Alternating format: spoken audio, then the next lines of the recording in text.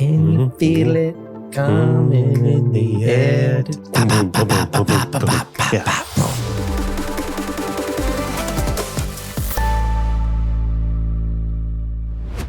Welcome to the Menlo Experience. I'm your host, Brad Sant, here with Kyle Bach, and we just finished Memorial Day weekend. So how was it? It was a fun weekend. Went to the pool with the kids multiple times, power washed my driveway, got sunburned real bad. It was great. So question. Yes. As a parent. Uh-huh. Are you excited the kids are out or oh gosh, that's how do you a feel loaded about question. Yes and no and yes and yes. I mean, my kids are doing a bunch of camps and stuff this summer, so they're super excited about that. I have a few of my kids that are old enough where they can do their own things and they come up with their own ideas. But I have one child specifically that really struggles to come up with ideas. Cool. And so we literally sat down, and one of the things we did this weekend was we literally spent time together coming up with ideas of what she could do, like a whole long list of what she could do all summer long. And then on top of that list, then I was teaching her ideation and brainstorming techniques. And so we were going like, okay, you said drawing. Let's come up with 20 different things that you could draw, and took each one of her ideas and like split it into. So she's got this list of like 200 things that she could choose from. Love it. And so, Love it. Yeah. So it was, so she's excited about that. That's great. If you were to ask the question of my wife, it would be hands down no though. So, I mean, it's a mixed feeling. But yeah.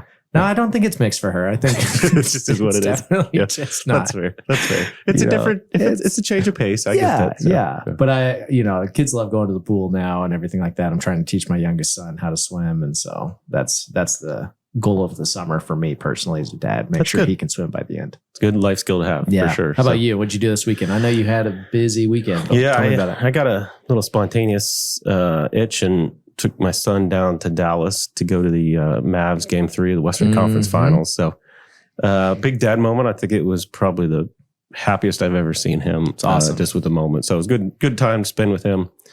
And then they won. They won. That was a great game. Really exciting. We get back his first day out of school yesterday, summertime, and falls on a playground, broke his arm in 2 places. So he's out of the summer camps and all that sort of stuff. So I think we need some of that ideation for him to do, because he's not going to be on the Xbox and Nintendo Switch now. He's man down with the hand and arm. So, oh my gosh, that's right. He can't even play Switch or anything like that. No, he's going to have to lay off. Maybe he can get more creative with the Switch and just do like one-handed method or something like that. Maybe. I think he just needs to get outside and dribble with his left probably and better. work on the weak side hand. So, that's right. Yeah. But I bet he's going to have a left-handed layup that's just going to be killer by the end of the summer. I mean, he better, If he can't, you should switch sports. Right. That's fair. That's fair. Just saying.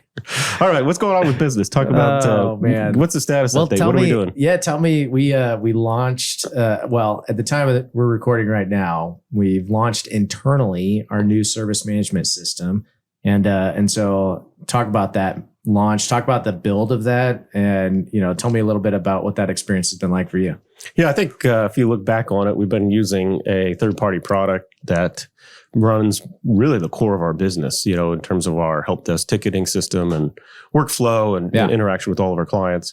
And, its system served us pretty well over time, but it really hasn't been updated or anything. And, any major like features. The 80s, right? Yeah, I mean, maybe not that far back. Maybe 90s. We were talking Back to the Future a few minutes ago, but probably about the time Doc was. You'd need a DeLorean to go back to it. So we'd have hoverboards. No, wait, that's the future one. The backwards one. We're probably at the hoverboard stage right now. We might be at the hoverboard stage in that movie. Oh my goodness, what year was that? Was it 2025? I think it was 23 or something. It passed just recently. Wow.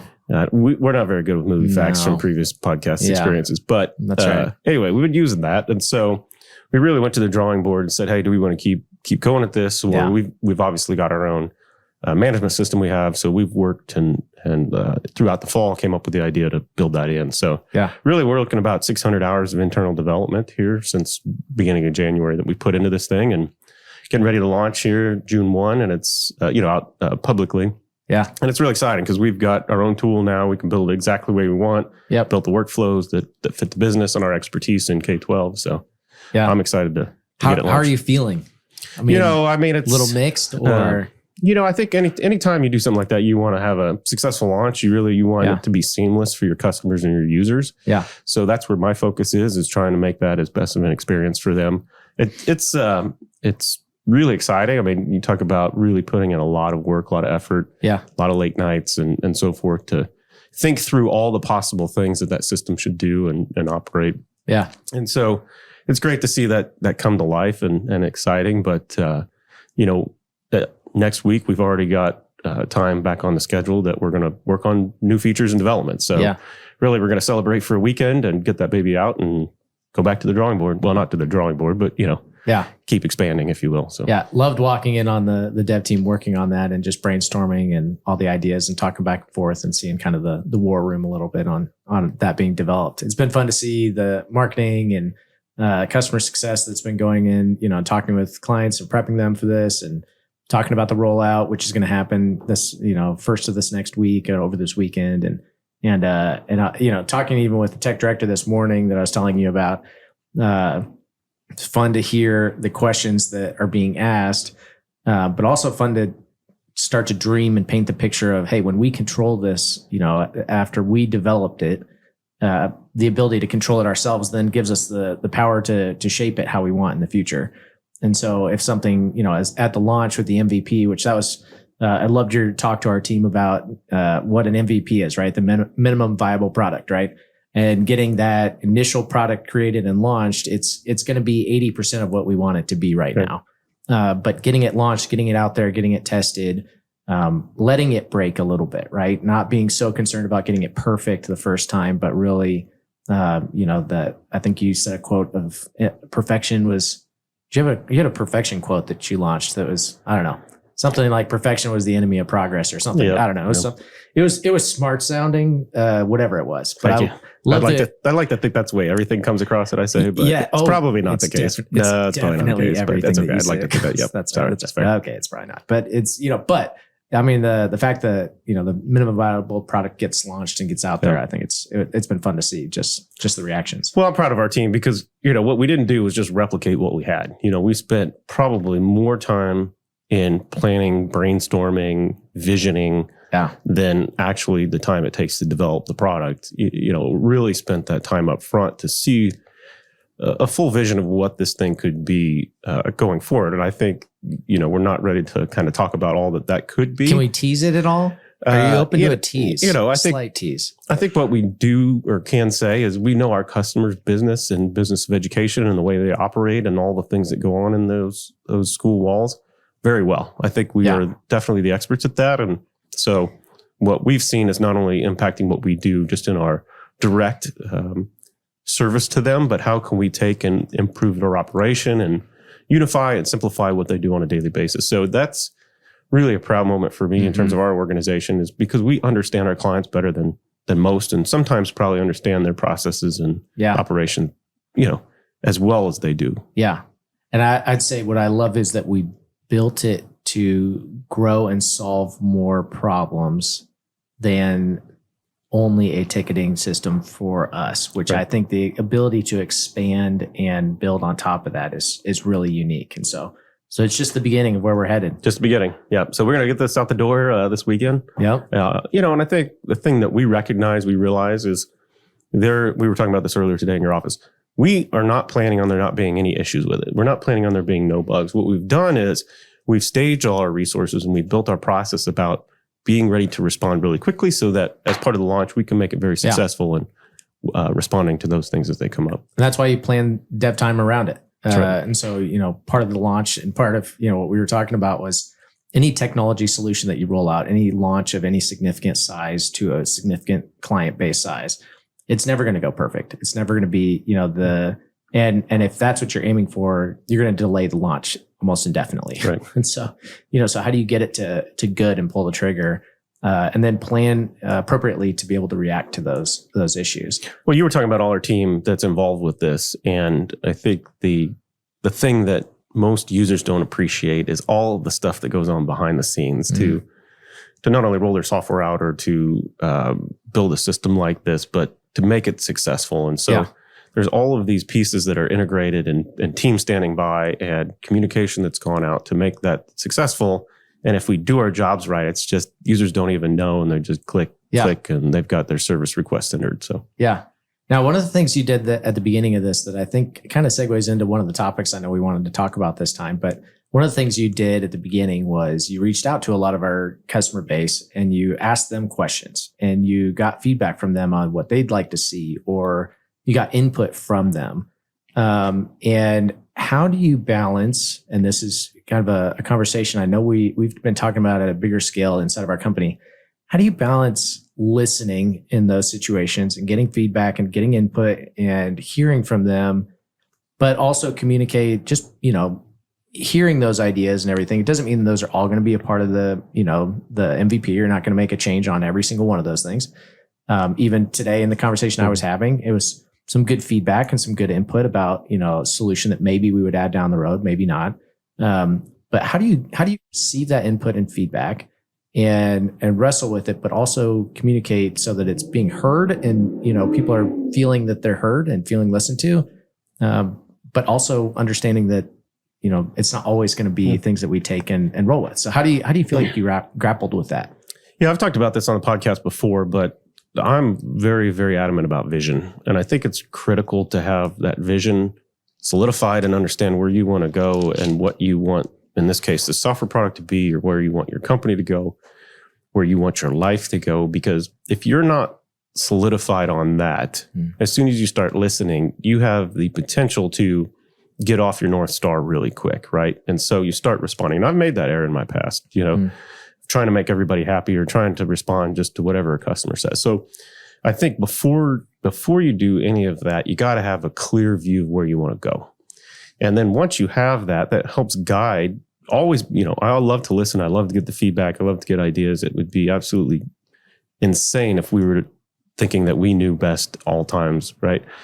So getting that feedback, getting those ideas, we had to even a couple of those come up on our internal call yesterday.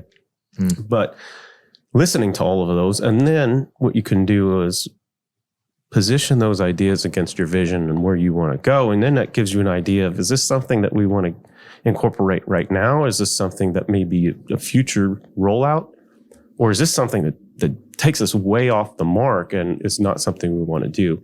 And everybody is providing feedback based on their immediate environment. And right. I think that's critical, because it's critical to understand their individual environments. But at the same time, we are designing, in this case, the software or our service, whatever it may be, on something that we can impact many, many people in the most positive way. And so while something may be very, very good or very specifically intent for somebody's environment, it may not actually be something that really impacts people overall. And the second thing I would say, I was reflecting on your comments earlier today about some customer feedback as we were talking about this launch. We haven't even launched it yet. Yeah. And people are already making assumptions and coming up with thoughts that they think that this is going to be or not be. And so I think it's very good from a feedback scenario, but I think it's also kind of a interesting human dynamic of people making assumptions, jumping to conclusions and all these sorts of things before they've even had a chance to experience it and do so with an open mind. So you're always going to get that. I think there's always going to be feedback. I've told you for a long, long time, I've always had a law of 3 weeks. It's just something I've come up with as I've I don't know that you can share this one, though, because if you share this one, then we might have some people gaming the system. But go ahead and share it. It's a good law. It could be. I think it's just something I've encountered, and it's just my term for it. But, I kind of have this law of 3 weeks, and it really splits adoption into 3 different categories. And you see this with software, but you see this as you roll out something to the culture or whatever. And you've got your kind of early adopters who are really excited and they're going to go in and, be excited about it. You've kind of got the neutral, group that's, it's fine. We'll change. No big deal. And then you've got kind of the resistors, right? And this is with any change, I think you roll out, especially if it's second order change. Yeah. And then you've got these resistors.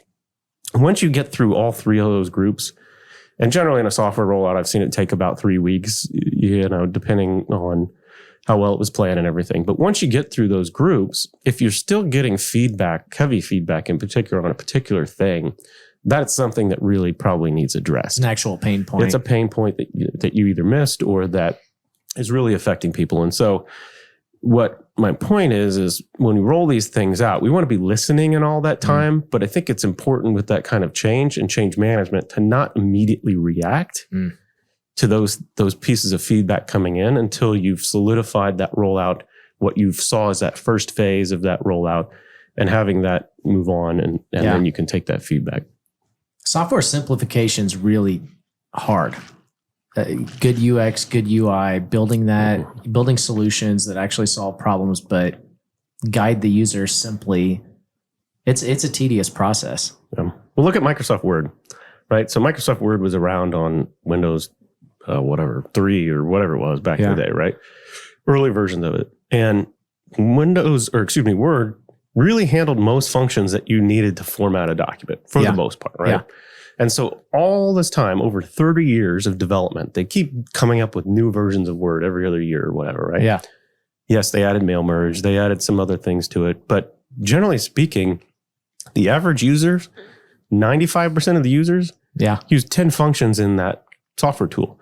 And that's why I think when you look at Google Docs and some of those things that were generated to go online and be completely internet-based, were so successful from the start because most people don't use those advanced features, right? Yeah. So, I think what can happen with software development in time is people just think, hey, it'd be great to add this. Hey, it'd be great to add this. You just keep adding and all this junk that people don't use that frequently, or it does not increase the value. Now, if you're trying to target one specific audience for one niche environment that they really have a specific need, okay, if that's your goal, that's your vision, do it. But generally speaking, what we want to do is create a system that takes care of 90%, 95% of the users and does that really, really well every single day. Yeah, love that. We'll switch gears just a little bit here. I'm excited for the launch though, and I think it's going to be incredible. So I think our employees and our team are excited about it. I think our customers are going to be pumped about it, and all the questions that they got ahead of time. I think it's going to be fun to work through those things together. All right, important question though. Yeah, okay. We haven't really planned this, and maybe this is our bad. But if you were to go and plan a launch party right now, what kind of party would you? I mean, what would that look like? Okay, so I've been telling you we're going to throw a party in the basement here. So I think that I think it would be a party in the basement, but I think it would be. Brad is DJing off in the corner. We definitely have multiple fog machines going on in there while simultaneously playing pickleball. Glow in the dark pickleball set. Okay. In the middle of the room with strobe lights. This is my party. Interesting. And it's a tournament, and the winner of the tournament gets a trip to Cabo. Okay. I don't know. This is sound fun. What would you do? And that's not where you thought it was going to go. No, I maybe not. It just was kind of. I can get crazier. It jumped around. Can we have a petting zoo in the corner also? I thought we were talking simplification. This sounds pretty complicated. You simplify on all the UX, UI stuff, but when it comes to parties, we got to go right. Okay. Okay. Well, that's good feedback. We'll take that under consideration. It'll be an example of I'm going to share my idea, and then if it doesn't all happen, then I won't be upset about it. But I'm still listening to you. It's okay. Really well. Thank you for that. Well, here's what would you do for a party? I think I've really come to appreciate somebody else doing most of the work and stuff like that. My party sounds great, doesn't it? Well, I just thought we'd rent out a place or maybe cater it or I do like the fog machines though. That definitely seems machines are winner. Good. Yeah, get some good laser lights in there. Yeah, we'll see if that's in the budget. And DJing, I can see you DJing again. Also. Problem with DJing is that means you don't get party as much. Yeah, you're not connected as much. Yeah. All right, that's fair. But this is an interesting topic because we were talking about this earlier about the ability to disagree. If you have an idea what that party might be, and I've got a different idea, so tell me your thoughts on what's that like to have a team that feels like they can disagree. Everybody can present their ideas. You can talk about it and then come to some sort of direction. Well, we've talked a lot about culture building, and we've talked a lot about how do you build trust as a team, right? And how do we get to the point where I think culturally we have this thing going on right now where you're not allowed to disagree with anybody. And if you disagree, it means that you're not in my camp. Whatever that camp is, right? You're talking culturally in life. Yeah. Is that true? Yeah. Right. Full culture, not just our company. Right. Yeah. Full culture. I think, when it talks, around the world right now, especially in our country, like we just have this cultural thing going on right now where anybody who disagrees with anything that I say, they really have to agree with every single thing that I believe on every single thing. Right. And it's whatever the agenda, whatever the topic, whatever the side, it doesn't matter. And if you don't agree, then you're in this other group of people. And and then what that turns into is a little bit of a me versus the world, because you know that nobody can agree with everything that you're thinking, right? Logically, we all agree with that, but it creates this total separation and isolation. And so I think there's this, we almost have to learn to disagree and learn to have healthier conflict. And I would say that this has always been true in business, right? Patrick Lencioni, 5 dysfunctions of a team. The foundation is trust, right? Yep. Fear of conflict is the second level. Avoidance of accountability, right? The five levels, right, of dysfunction. But that fear of conflict and learning how to have healthy conflict, it has to have the foundation of trusting one another. And I was talking with just one of our team leaders the other day, and just saying that if foundationally you don't trust the leadership that you're talking with, if you don't have that foundation of trust, you can't have healthy conflict because you genuinely don't believe that they have your best interests in mind. And there's a little bit of a culture of, and I see this all over LinkedIn right now, but there's this culture of your workplace is out to get you, or no one's actually looking out for you. And like, you'll see these posts sometimes on LinkedIn where they're literally saying like, no one's looking out for you. You're on your own. A job is just a job. It's just a paycheck. Don't take, and it's this very negative view of, and in some situations is true, right? Like in some places that is true. You're a number, you're a cog in a machine. Like in some places that's true. But if you've worked in a place like that, not every place is that way. Sure. and not every leader treats people that way. And so, so learning then, okay, what does it look like to be in a place where, yes, your opinions can be heard, and it can be digested and actually taken as input and feedback. And as a good leader, if we disagree sometimes I'm going to say, I feel so strongly about my opinion on this thing, like this is what we need to do. And I'm going to make that decision. We're going to go that direction. But if I'm a good leader, I'm also going to say, hey, we disagree on this. But if you feel really strongly about, your opinion on this, go with it, and own it. And it's going to be your call. I'm letting you make the call. And yet we've got this culture where it's almost the minute you disagree, you turn into the bad guy, or you turn into this, this person that now doesn't care about my opinion or doesn't.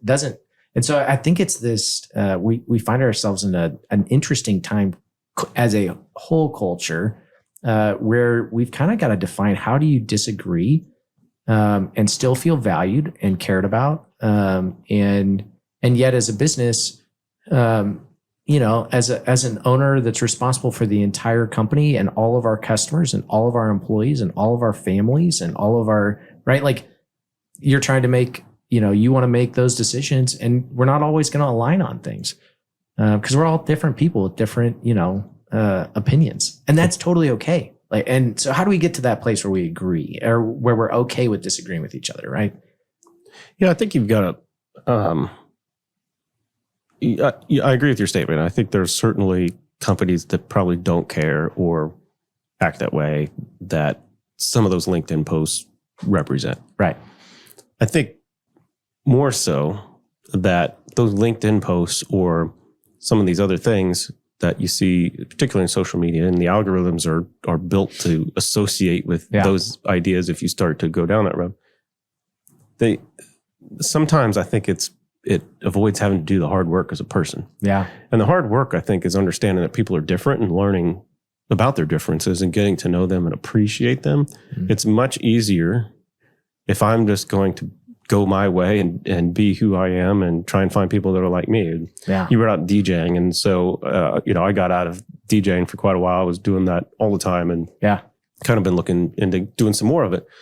And what's changed in the last 10 years, and it really kind of was a surprise to me, but made sense, is how many events, and as a DJ, the kind of environment's changed, because tools like Spotify and these sorts of things have opened up the world to where you can associate with your specific taste, whether it's music in this example, right? You can curate a Spotify list and find all these playlists that fit your exact genre or subgenre of what you like. And then you go to events that are much more hyper-focused on that. Yeah. And so if you look at everybody's world, part of the great part about technology is it's allowed you to kind of associate with similar or like-minded people. Yeah. But I think the challenge with that is it's always been harder to associate, get to know, get along with somebody that's not maybe thinking exactly like you. And I have young kids, I know you do too, and this is part of what I see them going through just in elementary school in terms of getting to know different people and social norms and working through that. And so I think that at least internally, us having a healthy conversation about, hey, we hear you. We understand you're going to be different. We're not all going to agree, and just talking about it and being okay saying, look, this is an issue in the world, and we don't want that to infiltrate our walls. We want to be able to have conversations that we disagree and all of that. And I think back to your comment on being a leader, right, wrong, or indifferent, I think you don't appreciate it until you're in a leadership position. But a lot of times it's hard. And you already know from the start, you're not going to make everybody happy with a decision. You just won't. Yeah. But you have to make the most appropriate decision or the best decision possible. And really, in a lot of ways, you're the person who's got all the risk on your back, right? And so you have to make that, you have to be able to do it quick and decisive too. That's obviously one of our values in here is make that decisive. But I also agree as a leader, I think it's opportunity to mentor and delegate and allow others to kind of take that decision and run with that and work with their teams and so forth. So, but I think, and internally we're going against the grain of the world a little bit in terms of being able to have these healthy conversations, have that conflict and all of that. And I think we just got to keep talking about it and let people know that they're safe and it's okay to have those conversations. Yeah. As you're talking to, I think there's also a layer of humility that has to exist in order to have a healthy conflict, because truly believing that my idea is always right, and I'm always going to be right is almost this foundation of, if that's how you're making decisions or giving opinions on things. But when there is a foundation of humility towards, hey, to your point, as far as, being decisive, let's hope we bat 80%, right, on our decision making being good decisions. I think that'd be phenomenal, in business if we batted 80%. As a leader, if I batted 80%, that means I'm going to fail 20% of the time. And then as a leader, we have to give space for our teams to be able to make decisions, own decisions, and fail and make bad decisions, right? And miss the mark. And, not always be down their throats on things like that, with each other or with other people. And I think you've modeled that really well with me, as I was actually telling my wife about that the other day. And, I think that's giving that space and the ability to have that flexibility to make decisions and sometimes be right and sometimes be wrong. And yet having that, we have to all have that level of humility of, I don't know everything. And sometimes, as an employee, you don't have all the inputs also, right? And so there's additional information that's, at play in big decisions and things like that. So it's complicated. And, leadership is tough. And, it's one of those fun dynamics of learning, how do we build a culture that has healthy conflict, and even outspoken conflict in a healthy way, right? I love that. Huge fan of the book 5 Dysfunctions of a Team. Maybe it might be one of our next books on our book list. Like that. I think that might be a good one. So love that book. I think that the relationships in business or life, or I guess that's most of life, but anywhere in between, being able to get in an argument or talk about something and be passionate. Passion is one of our values, right? Yeah. Be passionate about that and then go grab happy hour drinks and be like nothing ever happened. I think that's been some of the most rewarding ones that I've had, because it's just, everybody feels comfortable. You say what's on your mind. You've got a mutual respect. I think, that's a baseline to a lot of that, but trust obviously is kind of part of that respect. But it's fun to really hash stuff out at the end of the day, and then have a relationship that you go out and have fun and get on and get back to work the next day. That's where the magic happens. I really feel like. So yeah, agreed. There's nothing worse than being in a relationship with somebody where you can never be honest with them and you never push through those ideas. And if you at the end of the day where you disagree on something and you just never talk about it again, right? I know we've been in some conversations that we've talked about relationships we've had in our lives that those have been the case. And that's, there's nothing productive that comes from that. All you're doing is hiding, and waiting for the next issue to pop up. And so when you have the ability to just, okay, we're going to move forward now, and, we're going to go hang out and have fun and move on. Yeah. Yeah. I think that's tough to get to, but time helps. And really each interaction is an opportunity to strengthen that trust and that build as a team. And I think you mentioned it earlier, but people have to understand that if they provide feedback or they disagree on something and it's not implemented, that doesn't mean that that opinion was not respected, or that doesn't mean that there was not a lot of thought that went into that, or maybe it's something to do in the future. And I think that is probably where there's a huge opportunity to reinforce that, hey, we heard you. Yeah. That thank you for your input, and all those sorts of things. And here's why, just being transparent, adding a little explanation. It takes a little bit more time, I think, but being able to talk through that, I think, helps people understand where you're coming from, and that they were heard and all of that. So agreed. Yeah. Okay. So we're sensing some cultural shift. We're sensing some momentum change. It's kind of like you can feel it in the air a little bit. The weather. Phil Collins in the air tonight. Can you hear that song right now in the background? Can you feel it coming in the air? Oh man, great drum solo too. All right, we're on the same page. Okay, we're going. Okay, so it's a good drum solo, isn't it? Though. Oh man, love it. All right, our producers are laughing at us now. But, that's fine. Okay, so great song, by the way, Phil Collins. So what were we talking about? Feeling it, momentum. You can feel it's it in the air. Mm-hmm. It's moving. Yeah. How do you feel? What is it that tells you momentum has shifted? When you think about a business, when you think about the gear shifting and the culture shifting and feeling it in the air, it's more than just a feeling in the air. But is it you hear that song blaring from my office? I mean, what is the thing, right? Like, how do you? It's not that. That's definitely. It might be after that's this happen. now. Yeah. I'm now going to do it every day. I think I'm gonna look it up after this podcast. Probably. Might be in the outro. That's a really interesting question, because I think that I went to Formula One last year. I've kind of gotten into driving or following Formula One, and I'm Red Bull fan. What are you? I like competition. So I don't know that Max Verstappen wins a lot, but I'm okay with that. So we'll see how the season goes. Okay, but that's very non-committal on who your team was. But go ahead. I'm agnostic at this point. Okay, so. I think that Formula One is interesting because they have some of the most detailed technology, like the telemetry and all that stuff they get off the car. Yeah. It's huge. But at the end of the day, and this is where I'm connecting the thought, is it's that driver in the seat, their feel, right, of how that race is going, how they react. It's their gut, it's their intuition and all that sort of stuff. So I think we have indicators in the organization that will tell us that things are going in the right direction, or we're building momentum, or our data's showing that trends are improving and so forth. Yeah. But the reality, and this is really hard, as I've talked with other leaders, because they don't see it the same way I do. But I just have the gut feel. I can just feel it. I can see it. I can sense it. I know you and I have had this conversation. You're on the same page. And we know it. We just have that feel on the pedal, feel on the brake, that we know we're on it. And so I think being able to clarify that is probably a project that we have of how to talk to people about that stuff for the next quarter. Yeah, but I don't know that's necessarily in data. And I think that's what makes great leaders is the ability, back to that again. The ability to sense that and react. And it's just that fine touch on what they're doing.